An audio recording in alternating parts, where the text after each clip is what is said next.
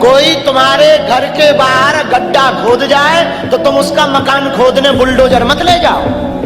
क्या करो, आपके घर के बाहर कोई गड्ढा खोदे ना, एक बढ़िया आम वाला पेड़ लगाओ और ऐसा लगाना जिसमें जल्दी फल आवे, और जब फल आवे ना तो उसी को दिखा दिखा के खाना के ले ठटरी के गए। हाँ, तुम्हारे भाग्य में भाइयों के बंटवारे में नींबू मिले ना तो नींबू को खाकर मुंह मत सिकोड़ो ना, शरबत बना के पियो या लेमन टी बनाओ।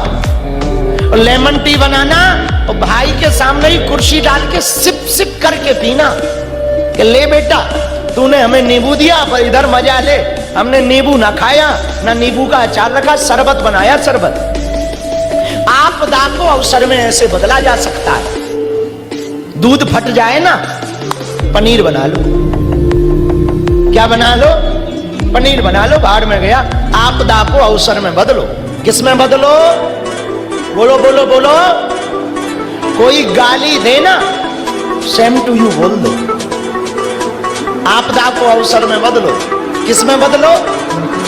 सासू माँ बहुत खतरनाक है, बहुत गाली बकती है, बड़ी पुजारन बनी, काम नहीं करती, देर तक उठती है, बेटा को बस में कर लिया, हमारे लड़के का दिमाग खराब कर दिया, सब बर्बाद कर दिया, भयंकर गाली देती है, नो प्रॉब्लम।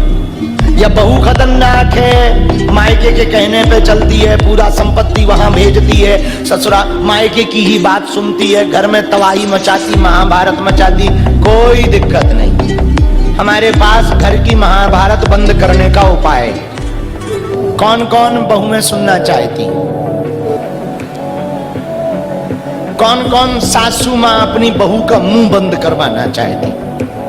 हाथ उठाओ जी, देख लो बहन जी। हमने अब हम कैमरा नहीं करवा रहे, नहीं तो आज ही महाभारत हो जाएगी। सुनो ध्यानपूर्वक।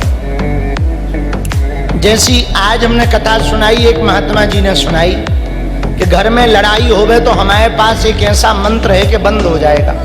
एक बहू गई, महाराज हमारी सासू माँ बहुत खतरनाक है, हम जैसे ही कथा सुन के जाते हैं वो गाली बकती है, आ गई पुजारन, आ गई कलमुही, बाबाओं के चक्कर में पड़ी रहती, दिन भर पूजा पाठ के नाम पर बाहर डोलती रहती, काम धाम करना नहीं है, बेफिजूली में रोज लेट उठना है और सीधा कथा में चला जाना।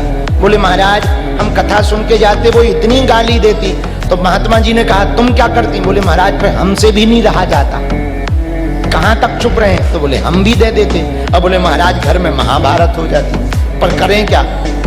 महात्मा बोले बेटी हमारे पास एक ऐसा जल है, वो जल यदि हम तुम्हें दे देना तो बेटी जो है तुम टेंशन न लो, तुम्हारे घर की महाभारत ठीक हो जाएगी। अच्छा महाराज, हाँ। बोले कल आना, जो आप क्या महाराज। अब वो कल गई तो महात्मा ने क्या किया, एक जल लिया, उसके ही सामने फूफा मंत्र पड़ा, शक्कर बक्कर डाली, केसर वेसर डाली, और बोली सुनो बेटा कर घर जाना, जैसे ही प्रवेश करना 2 ढक्कन जल पी लेना, पर सुनो मुख में डालना, पर उसको पीना नहीं है, ना अंदर लेना और ना बाहर उलगना, वरना पाप पड़ेगा। तो बोले महाराज करना क्या? बोले जब तक सासू मां चुप ना हो जाए अपने आप, तब तक मुंह पे रखे रहना। जो आज्ञा महाराज। अब वो गई, जैसे ही गई तो वो तो रोज की आदत थी सासू मां की, सो गाली बकने लगी तो इसको भी गाली आती थी, भयंकर PhD कर रखी थी। तो इसने भी जैसे ही गाली देना प्रारंभ करने वाली थी, तब तक गुरुजी का वो जल याद आ गया, सोई ढक्कन खोल के 2 ढक्कन इसने मुंह में रख लिया। अब मन तो करे कि खूब गाली देवे, पर वो गुरुजी ने कहा था पीना है नहीं है, उलगना है नहीं, सो भर करे। अब आज सासू मां और बोले गूंगी हो गई क्या, बोल काहे को नहीं रही, चुप हो गई। अब ये इशारा तो अब सासू मां का ये क्या मुंह लगा रखा है, अब कुछ ना बोली, ये कोने पे जाके बैठ गई कि पी लूं फिर बताऊं।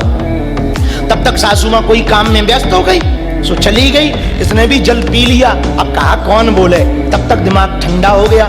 1 दिन हुआ, 2 दिन हुआ, 3 दिन हुआ, अब ये कोई जवाब ही ना देवे।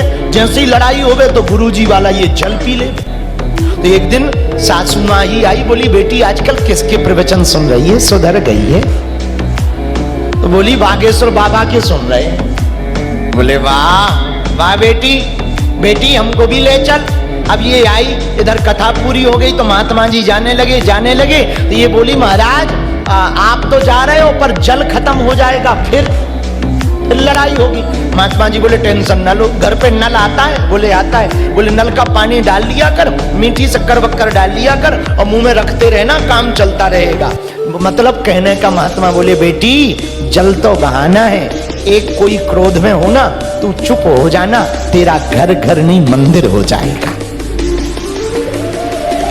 एक कोई गरम हो तुम नरम हो जाना, एक कोई गाली बक रहा हो तुम विनम्र हो जाना, एक कोई तुमको अपशब्द कह रहा हो ना तुम थोड़ा शांत हो जाना, कुछ मत कहना, समझना तुम्हारा पाप कट रहा है, तुम्हारा घर घर नहीं भैया मंदिर हो जाएगा। थोड़ी सी बातों की वजह से पूरे घर में महाभारत हो जाती, कई लोगों के घर टूट जाते हैं, अलग अलग हो जाते हैं, एक ही घर में रहते हुए भी सालों भर बात नहीं करते हैं। हम प्रार्थना करना चाहते हैं, बड़ा आदमी वो नहीं है जिसके मकान बड़े हैं या कमरे बड़े हैं, बड़ा आदमी वो है जिसका परिवार साथ बैठ कर के भोजन करता है।